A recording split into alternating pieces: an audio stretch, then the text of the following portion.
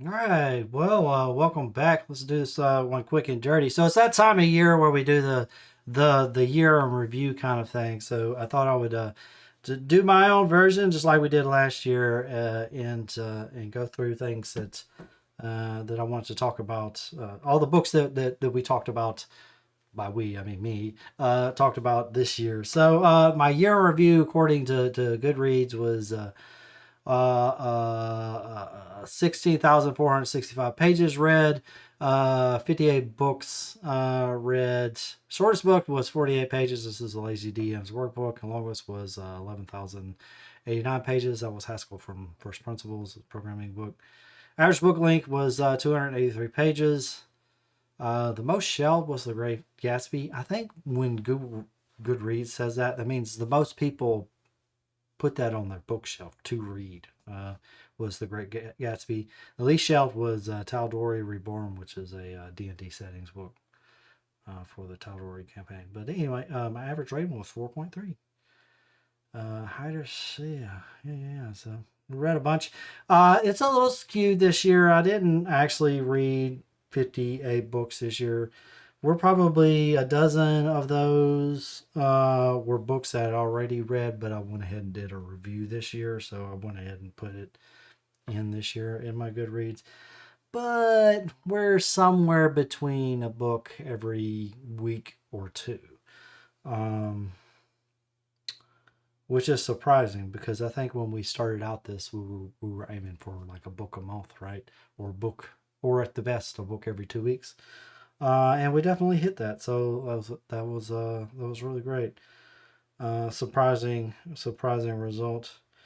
Anyway, let's get into it. So this year, I'm gonna do. I think I did two categories this time. I'm gonna do like four categories. I've got sort of my productivity books. We'll do best and worst productivity book, best and worst kind of classics, kind of lit best and worst, and then we'll do fiction best and worst, contemporary fiction best and worst, and also a technical software. I'm a software person, so a kind of a technical best and worst as well. So without further ado, oh, by the way, welcome. I am Corey. This is Confusing Bits. And we do book reviews along with all sorts of other stuff on this channel. It's a variety channel, so it's a me channel, so uh, keep your expectations. We don't do any fancy editing or anything here. Everything's off the cuff, so uh, expect rough edges. Anyway, we'll start with the productivity stuff. We're going to start with a good and then a bad. So we'll do the shit sandwich. All right, so I guess the best productivity book that I read this year, kind of productivity, self help, or whatever, was Sam Harris's Waking Up. This is a guide. It says a guide to spirituality without religion. So this is all about. If anybody knows anything about Sam Harris, he's a noted atheist. He's also noteworthy for talking a lot about the benefits of meditation, and this is in many cases this is like his magnum opus for talking about making the case for meditation. He does it very well. I read this on I had to get surgery earlier this year and had to drive out of town for that, and I read that on audio book on the way there and back. So it was a very quick read, but I was immediately convinced after we got through the book. I was like, all right, we'll give this meditation stuff a try. And ended up getting his meditation app, which I do enjoy. It's expensive. It's like $100 a year or something like that. I figure I could do that at least the first year, and it was worth it. I didn't want to have to figure out which meditation app was. I knew Sam Harris was going to do a decent job, or at least I would get his version of what meditation was supposed to be. His type of guided meditation is supposed to be, and so I've liked that as well. So I love it. I've been practicing meditation in the morning for a couple months now, probably since November. It's in January now. So 2-3 months, I guess you would say, that I've been practicing almost every morning. Um, and it's only like 15-20 minutes. It's not a big deal. Um, I kind of think of it as kind of a longer term investment. We'll see how it works out, but for now, it hasn't been mind blowing. Don't get me wrong, but it also, I think there's something there. I don't know how to articulate what is there yet, but it's worth me continuing with the practice, and we'll revisit if I continue like after a year or two if I feel like it continues to be. But I do know some people who do meditation um, regularly, and they seem to like it. So, um, anyway, this is a great book, Sam Harris, Waking Up. All right, so that was the good book. Let's talk about the bad book that I read this year. So it's just a bad productivity book that I read, and it's really not a bad book because I actually went through and I was like, what did I read? What was really bad? And none of the sort of productivity, science, self help kind of nonfiction, non-technical nonfiction kind of stuff did I read that really stood out as being particularly bad. And there was some competing ones. There was like kind of ultra learning, and it was only not because ultra learning was. This is where is it? This is ultra learning.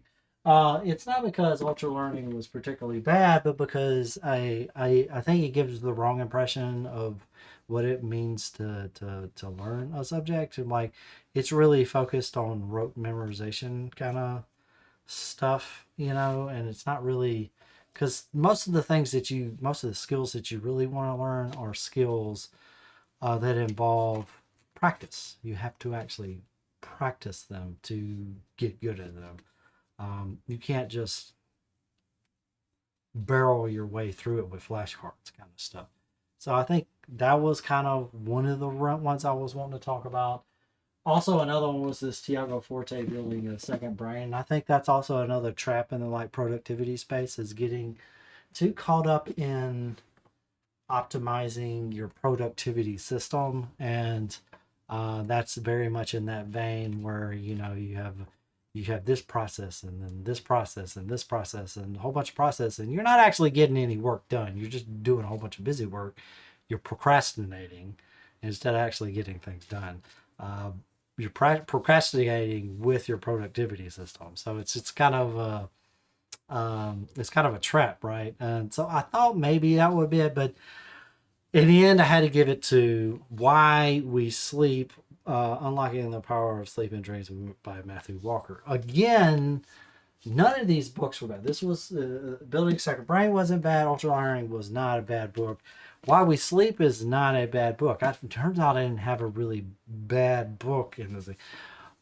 The reason why this one made the top for this year was you already know everything's in this book. Like if you've spent even an inkling of time learning about being healthy, being productive, or anything, you've learned all of this stuff. You know about the blue light blocking, getting cutting out screen time before bed.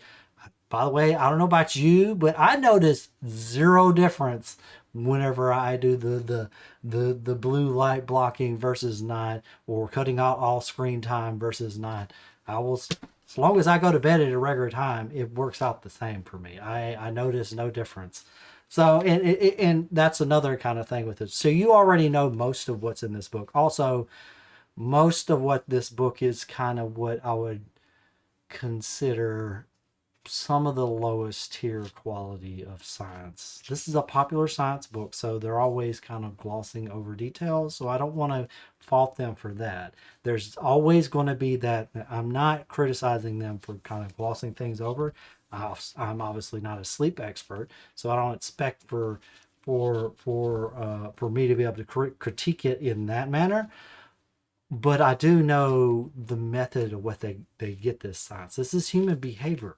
This is anything dealing with human behavior. The science is going to be extremely tenuous, you know. And they always want to generalize these findings, but over and over again, we see this in psychology and nutrition and stuff like that. Anything that economics, anytime things are dealing with the human behavior, things are hard to generalize. Things are um, hard to replicate. Some of the lowest quality sciences all involve human behavior.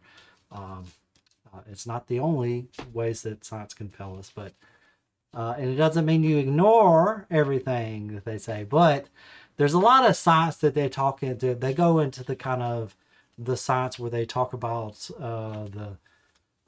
what is it? The spindles, the sleep spindles and stuff. And they go into all this detail about how sleep works.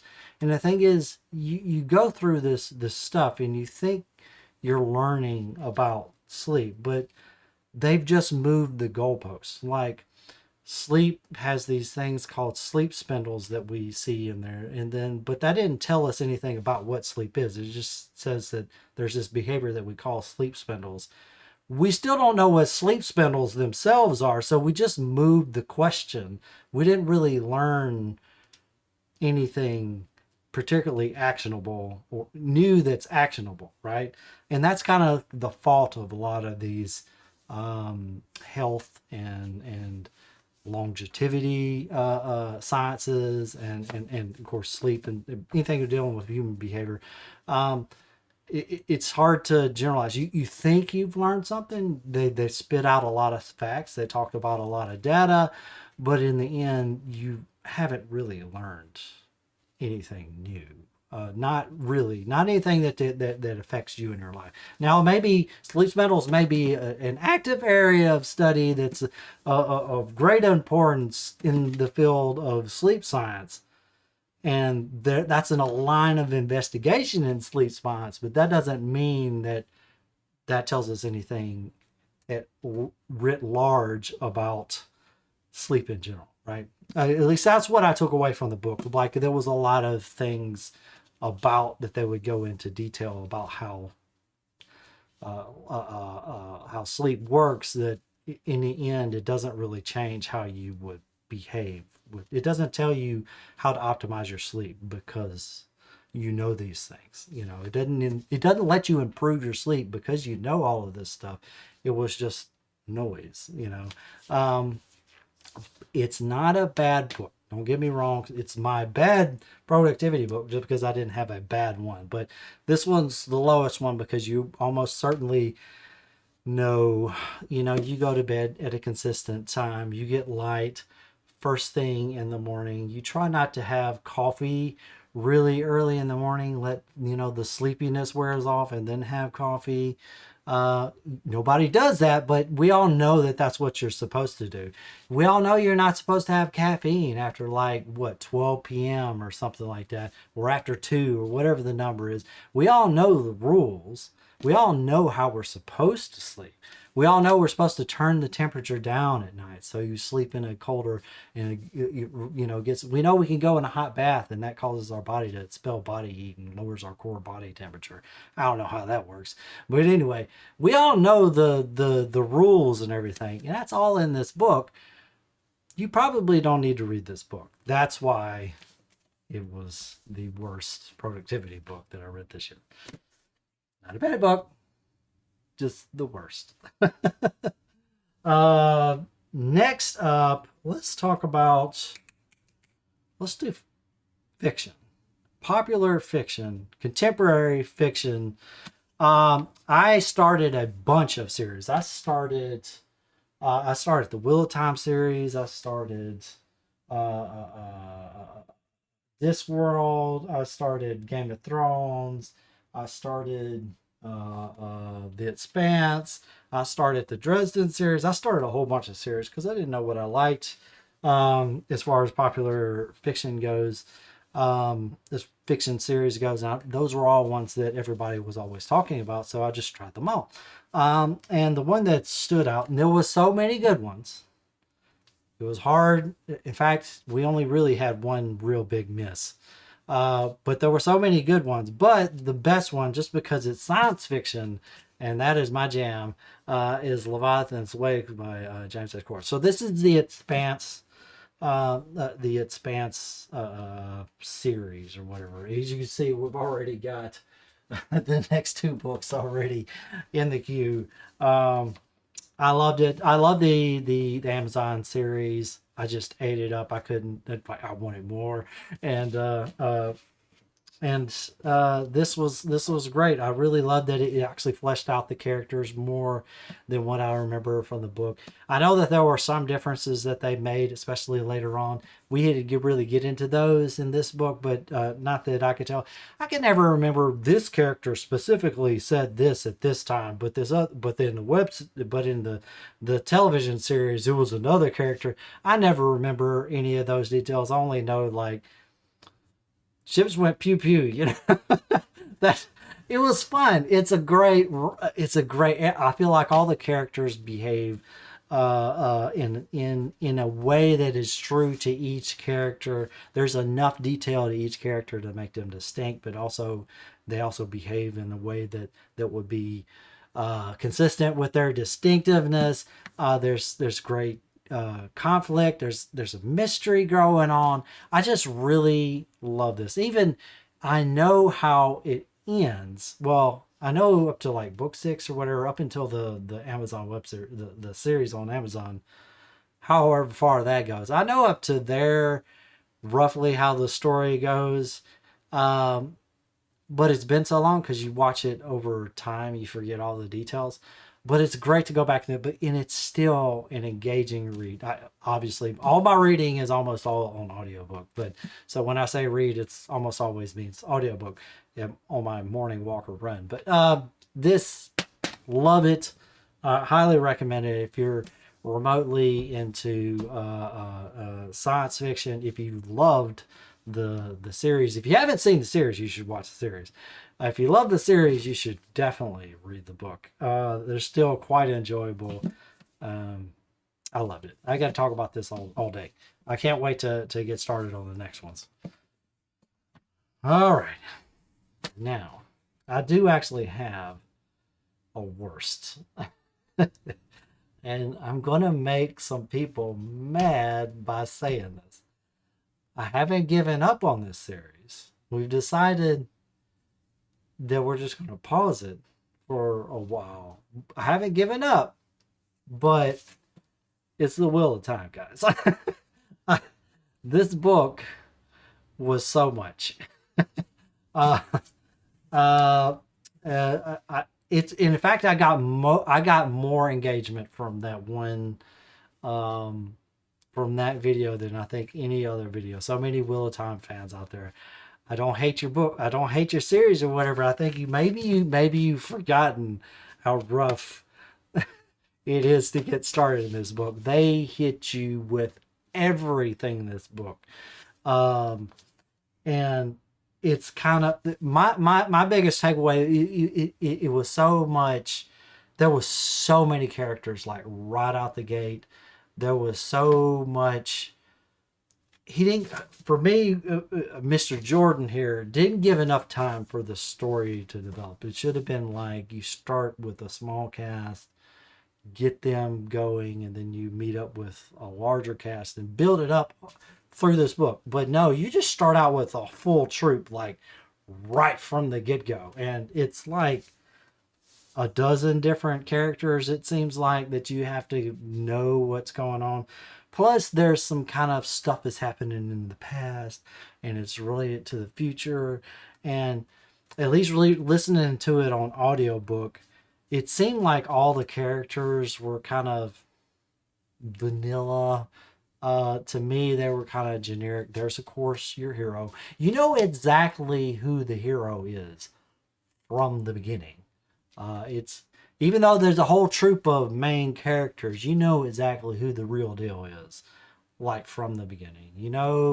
And then there's nothing surprise to me. There was nothing surprising. Oh, you get this huge cast of characters. Here's the hero character that's got to make some tough decisions, and he goes through some trauma, and then they get attacked, and then they go run to another village, and they get attacked again, and they go run to another village, and it's there was so much noise in the story that it was hard. It's hard to get grounded deeply into the story, at least for me. I'm sure if I ever read this again, I will understand a lot more about what's going on. But you see the size of this thing. That's not going to happen. Back in the day, I think this was incredible value because, you know, you would buy this book and it would be, I don't know, 4 years before the next book came out. So you would read this multiple times by the time you read, you know, by the time the book came out. But now I've got what, over a dozen books to get through, and I just need I need everyone to hit. You know, they need to be hitting on all, you know, 8 cylinders every time. And the book, for me, missed in a lot of those ways. I haven't given up on it. We paused it, but I will definitely be continuing other series in precedence over them. We have already got the next book, The Great Hunt. We already have it, so I'm not going to forget it because it's sitting on my shelf saying, read me. I believe all the fans that this is an excellent series. That's the only thing that's keeping me going. But this book was a trudge, and so that's why it was the worst book this year. Alrighty, I'm gonna get killed in the comments for saying that. Oh my god, I can hear it already. Alrighty, so that was shit sandwich number 2. Next up, we'll do classics. So, as you know, a part of these book reviews started because I had these whole bunch of books that had been piled up from me, you know, going to university 20 years ago that I never actually read. We had to do all these book reports on them. I never actually read the books, and I finally decided, oh, let's just go through and read these books. And quite a few of them have been misses, you know. It's been hit or miss, you know, either way. And one of the ones I had the most trepidation about was Coming of Age of Mississippi, the autobiography Growing Up a Poor and Black in Rural South by Anne Moody. This is sort of a biography, but this was an amazing book. If you haven't read this book, this is really great, especially if you live in the South. It's going to like kill any romantic notions you have about how things were back in the old days. Now, even after slavery, you know, everybody agrees slavery was terrible, but you know, there's some whitewashing going on in our history books. When I was growing up in history, some whitewashing going on as far as the Jim Crow era and stuff like that. Being taught in schools. I grew up in Mississippi. I love it here. I have no illusions that that there is no racism here. I just think most of the rest of the country is disillusioned that they're not racist. We in Mississippi, we can't pretend that there isn't. But you got to read this book. It's, first of all, it's a fantastic story. It's well written. You want to go from page to page to page. It's fantastic. It's heartbreaking, the stuff that happens. I'm listening to it on audiobook, and I'm just getting furious at some of the things that are happening, and I'm like, oh my god, you know. And it's just such a powerful book. And the thing is like I read this book very early on in the year, and I think I was talking to work. We would have like a work meeting or something, like an all hands meeting, and we sometimes near the end they'll talk about the books that different people were reading, and I put this book in there, and I said this is book of the year, and indeed, out of all the books that I read, this is definitely the best book that I read all year. Highly recommend it. Coming of Age in Mississippi by Anne Moody. Alrighty.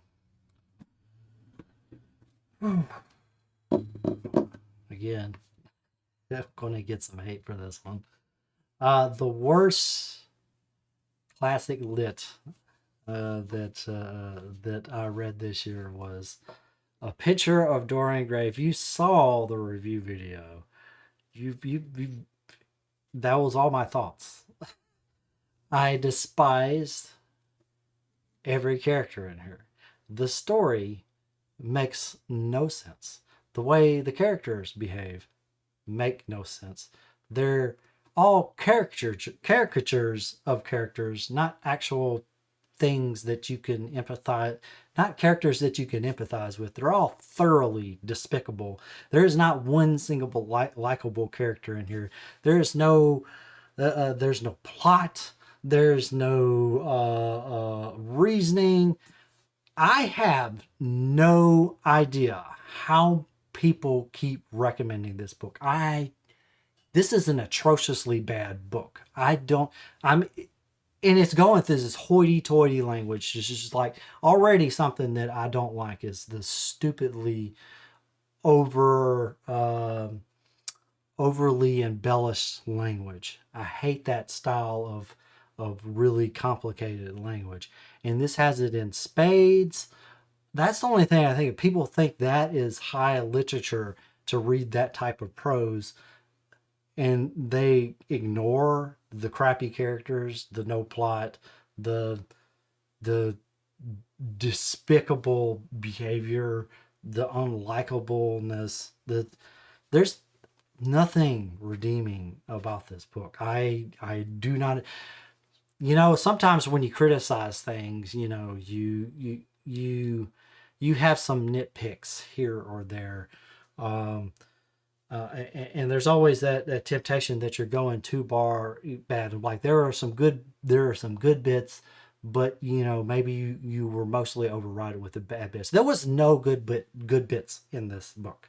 I like nothing about this book.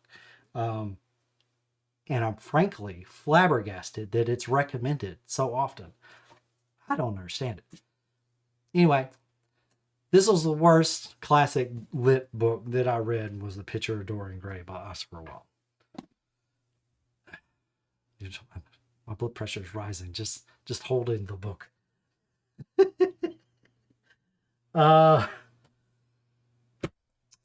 Do I want to end on a high note or high note? You know what? I will do some all-time favorites at the end so we can end on a high note. So,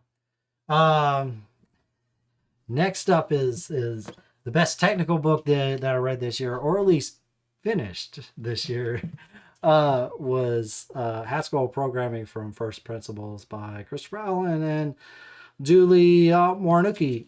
So this is about the Haskell programming. I'm a programmer, software developer, programmer, whatever you want to call it, software engineer. And this is a programming language. Haskell is a programming language. This book teaches you how to program Haskell. If you are a software developer and you have been interested in learning Haskell, this book will teach you everything you need to know to become an intermediate level developer. Become competent to be able to develop most any program that you would want to develop it. So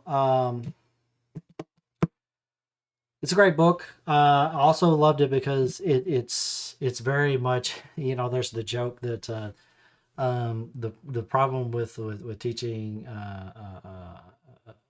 the controversy of teaching Haskell is whether you're going to teach category theory first or I can't remember the joke. I'm messing it up.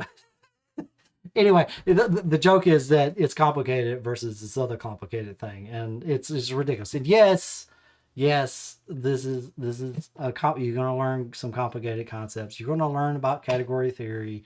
You're going to learn about monad. You're going to know what a monad is. You will know what a monad is, and then you will subsequently forget how to tell other people how to what a monad is.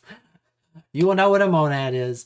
You will understand what makes Haskell special compared to other languages, and it will ruin every other language for you. I'm warning you now. You will be infuriated by the vastly inferior tools that you are given in your day job. You know, if you're working, I do mostly JavaScript, TypeScript, and .NET and stuff. You know, like that. Um, and yeah, I miss a lot of things. Like I would much rather be working in Haskell or something similar. But not that there aren't some warts with Haskell itself, but highly recommend this book. It's fantastic. I can't attest to any of the other material that's out there. I wrote a review on this book. It's like over an hour long. If you want more detail, just watch that video because there's a lot to cover in there. But great book. Best tech book this year. Worst tech book is Accelerate by Building and Scaling High Performing Technology Organizations by Nicole Forkston and Jez and Gene Jim and all the people. So people talk about this book all day. I watch a YouTube channel called Continuous Delivery, Continuous Integration, or something like that. It's all about rapid software development, and and they're always in that whole type of crew, not just that YouTube channel, but that whole type of development circle, all quote this book all the time as if it's like Bible or something. It's it's the Bible and the truth and everything else. This is all managerial tech speak. It's mostly gobbledygook. All of their data is dealing with humans. And it's not controlled. So there's no controlled data anywhere to be found in this book, but it's science. So it was publicized, so it's science. And yeah. Not that I disagree with some of the ideas in here. There's some ideas that I definitely agree with. I agree with velocity matters more than anything else. I'm like, get rid of as much process as possible and just deliver faster. It means you can fix bugs faster. It means you can deliver features faster. It means you can develop for cheaper because there's less overhead. You don't have the bureaucracy of management. I agree with a lot of things in here. I don't agree with the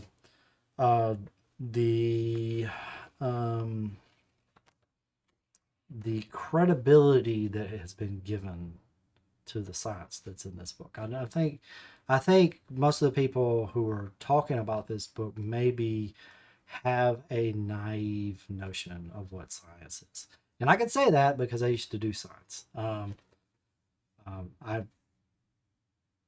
was a published scientist at one time. I had 3 publications. It's not a long, illustrious career, but I did dip my toes when I was in university. I did dip my toes in, and I do have some publications. I can technically call myself a scientist, and I know that there's things that I did that are published in scientific journals now that even if today, if you ask me, could I replicate those things exactly that we did before, I'll be like, maybe. And that's like the ground level. You need to be able to reproduce results, and this is hard sciences. Never mind that we're dealing with human behavior here, and we're going to replicate all of the findings here. I think that's it. You stretching credibility too much. I think of people trying to develop their philosophy. Now, I do agree. We definitely need more research, but we need more controlled scientific experiments, not studies. We don't need more observational data. Observational data is not going to tell us anything that we don't already argue about already. It's not going to end the debate. You doing another observational study, or post hoc whatever data collection. After the fact data collection. You can't go through and run through. Here's the problem. All right, so I have a whole bunch of data, and they collected a whole bunch of different things, and then I go, okay, well, I'm gonna test one outcome and see if it's statistically significant, and then that might be true or false, and then we'll do two, and that might be true or false, and then we do three. The thing is you add enough. If you add enough analysis to any data set, eventually something is going to be statistically significant. It only matters if you declare ahead of time what you're measuring, you go and do the experiment in a controlled manner, and then you analyze the results. You have to state your intent up front.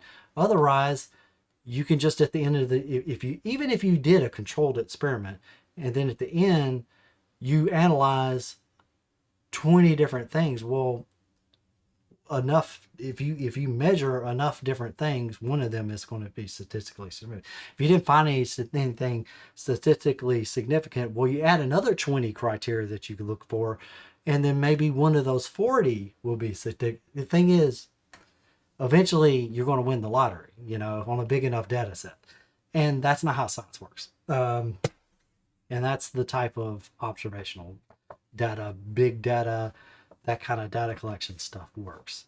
And to be fair, in the book, they're scientists and they use all of the proper language, caveats and stuff, but the tone of the book says a different thing. It's very, they're making their case while they're in the little fine print. They're saying off to the side the fine print. They're doing things properly in this book, from by my estimation. They're properly adding the proper caveats, but at the end of the day, they're trying to make an argument that I think their data doesn't back up, because they don't have control experiment at the end of the day. Anyway, this was the worst book. Not a bad book, but the worst, and you could probably skip it. There's a bunch of there's like a section to top managers or something like that. The key concepts. Yeah, there's one set that says leaders and managers right there. There's like the second half of the book is like nothing but talking directly to management. So this is stupid corpo tech management speak that doesn't really actually do anything, but sounds smart. Alrighty. So that's my let's do the all-time great. I'll just do the productivity ones, just highlight. So we talked about Sam Harris and While We Sleep. I just want to recap. If you're going to read one productivity book, you read Atomic Habits, and then I will let you build all of the habits that get you towards the goals that you want. It works. It explains everything in a nice, clear way. If you're studying or whatever, you're still a student and you want to make sure you're honing your study skills and stuff like that, and you want to learn things in a disciplined manner, Make It Stick is great. It talks about how you actually learn things. If you want to learn about personal finance, everything, simple guide, the one book that you need to read on personal finance, you just read Simple Path to Wealth by J.L. Collins. And the classic, I guess, we'll follow up with is For Your People Skills, How to Win Friends and Influence People by Dale Carnegie, which you hear people talk about. And with that will wrap up the 2023 year in review. Shoot, how long have we been going? 40 minutes. We do have some books in the queue. Some of the stuff I've just been reading over we have some D&D books. Mistborn's coming up. No Rules, Emma, and we have a Curing and Smoking Handbook and Checklist Manifesto. All coming up. Of course, you can see all the books up here. This is all stuff that's coming. But these things have been read. This is what I'm reading. this book was to delay me for another week before I do all of these book reviews. So you probably actually see me wearing something different next time. But anyway, by the way, when I made that joke because I do these reviews in batches. So I'll do like six book reviews like all at once. So like for 6 weeks straight, you'll see me wearing the same thing. So that was that joke. Anyway, that's all I got for today. And this is January the 13th. This will be going up on Sunday. So it'll give me another week to kick the can down the road to get those book reviews out. But I will see you guys next time. Toodaloo.